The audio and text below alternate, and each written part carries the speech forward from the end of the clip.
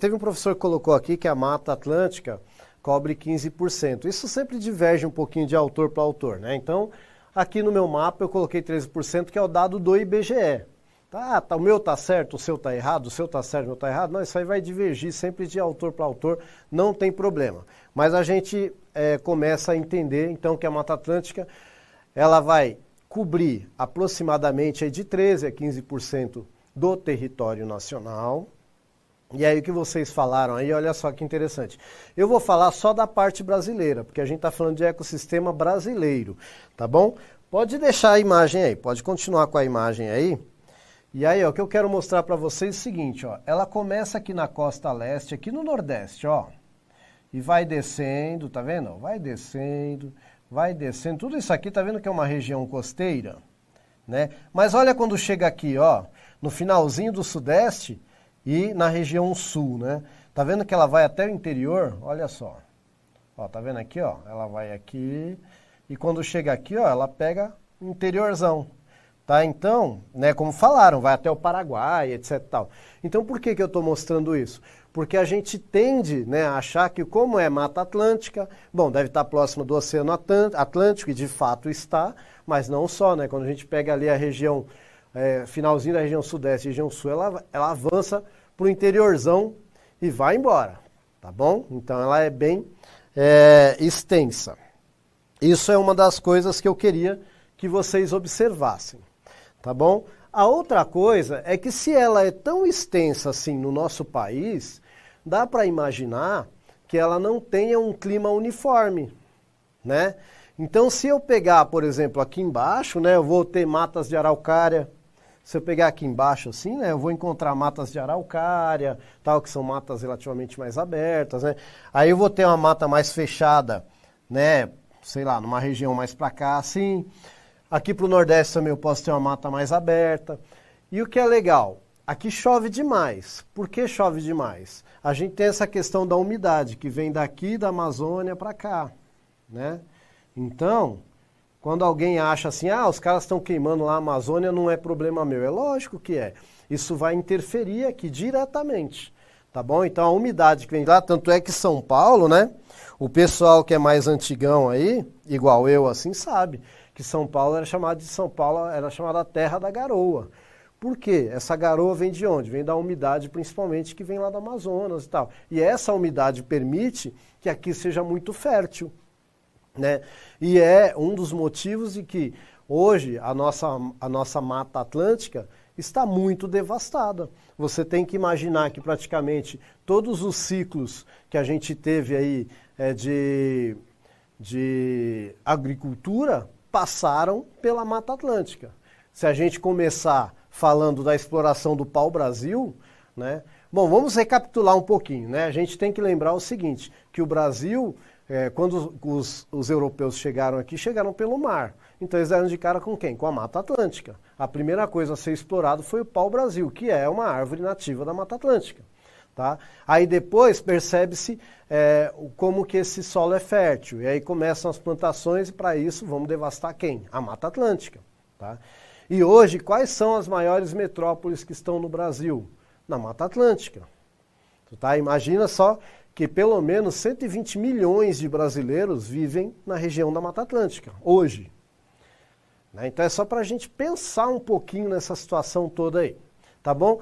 E essa vegetação, ela vai atrair o quê? Ela vai atrair outros seres vivos, né? Vamos dar uma olhadinha aí, ó. Então olha que bonitona aí a Mata Atlântica, né? Teve o professor que falou aí de Paranapiacaba, né? Lugarzinho bonitinho, né? Nossa Senhora, hein? Então a Mata Atlântica é isso. Vocês sabem que essa Mata Atlântica da Serra do Mar, etc., ela foi preservada meio que por acidente. Né, dizem que o plano dos governos anteriores, aí quando eu digo anteriores, é bem anteriores mesmo, era fazer usina nuclear aí. E por isso que se manteve isso aí. Graças a Deus que eles não tiveram dinheiro para fazer isso, né? E aí a mata se preservou. Senão nem isso a gente teria na Serra do Mar. Tá? Então olha só que interessante. E aí eu não estou entrando na questão se é certo ou errado fazer usina, porque ninguém quer ficar sem energia elétrica em casa também. Né? Eu só estou falando aí o que diz a história. Tá bom? Eu hoje dou graças a Deus, mas também não quero ficar sem energia elétrica em casa, né? Não podemos ser hipócritas. Então vamos lá. E aí eu quero saber, o que influencia o tipo de vegetação que nasce em uma região? Lembra, fator abiótico é tudo aquilo que não tem vida, mas que está ali no meio ambiente, né? Então, como foi falado, solo, clima, água, umidade, etc., né? O resumão é isso, são os fatores abióticos. Outra coisa também, a posição ali no mapa, né? Você tem que lembrar que quanto mais a gente subir no mapa, mais próximo a gente está do Equador. Então vai estar mais quente, né? Conforme a gente vai descendo, a tendência é esfriar, né? Eu não sei como é que está aí na sua região, mas a gente que está aqui na capital de São Paulo está um friozinho hoje, né? E quanto mais a gente descer, né? Até porque a gente está no outono já indo para o inverno, né? Em junho entra o inverno, aí na segunda quinzena de junho. Então, assim, aqui agora a tendência é ficar mais frio. Mas mesmo assim, né, a Mata Atlântica ela vai ter aquela região lá no Nordeste também, né? Vai começar lá e vai descer até o Sul. Então você imagina o quanto de variedade que pode ter só em relação a essa diferenciação de temperatura, de umidade, aí falaram muito bem aí, tipo de solo, entre outros. E essa vegetação ela vai atrair os outros seres vivos, né? Só para vocês terem ideia, gente, eu coloquei alguns números aqui, mas vocês têm que lembrar o que eu falei no começo da aula. Isso pode variar de autor para autor. Normalmente eu pego os números do IBGE, porque é um instituto oficial. Ah, então quer dizer que eles são os melhores? Não, quer dizer que é o oficial, é o que está registrado oficialmente. Às vezes a pessoa acabou de fazer um trabalho que descobriu algumas espécies novas, mas ainda não chegou lá no IBGE essa informação. Então vai demorar até ele sair um novo relatório, tá bom? Então tá aí, ó, só para você entender o que vai atrair, né? Só de mamífero, pelo menos aí 270 espécies de mamífero. Né? Então eu estou dando dois exemplos aí, que o morcego é um mamífero, aliás é o único que voa, né? E depois tem um primata ali, mas a gente tem que lembrar que mamífero é um monte de outras coisas, né? Tá bom? Bom, o que mais que vai ter aí, ó? Répteis, para você ter ideia, eu coloquei aí, né, um lagartinho aí e uma serpente, mas a gente tem que lembrar, né, que répteis são muitas outras coisas também, tá bom? E aí a gente vai ter 311 espécies de répteis, olha só, bastante, né? Muito bem. De peixes, né, nos rios que cortam a Mata Atlântica, etc, tal, e cachoeiras e tudo mais, 350 espécies de peixe, tá bom? De anfíbios, né, a gente sempre lembra do sapinho, da perereca, né, e aí, ó, 456 espécies, bastante, né? Até porque é uma região muito úmida, né? Isso favorece a proliferação aí dos anfíbios, tá bom? Muito bem. E o que mais? Olha só a ave, quantidade. 934 espécies de aves. É muita ave, né? Então, assim, isso é uma mais bonita do que a outra, né? O Brasil é abençoado em relação a isso também.